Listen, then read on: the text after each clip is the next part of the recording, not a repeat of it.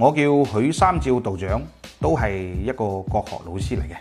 咁平時咧會替大家咧諗下啲問題嘅解決方案，同埋咧都會出手幫大家做下啲嘢嘅。有一個喺辦公室上班嘅朋友咧嚟諮詢我，佢就話最近1-2個月咧，經常喺公司入邊咧就捱夜加班。咁啊過咗一段時間之後咧，感覺到啊腰酸背痛，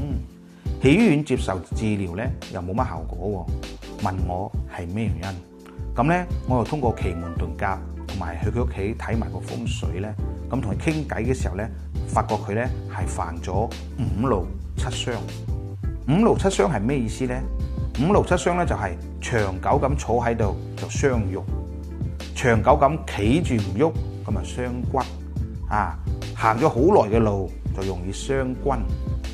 日日望住手機望得多，睇電視睇得多就容易傷血，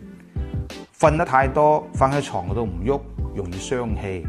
大怒咧傷肝，大飽咧傷個脾，大飢咧傷個胃，大渴咧即係好耐冇飲水咧傷個筋，大寒咧傷個肺，太過擔憂咧傷個心，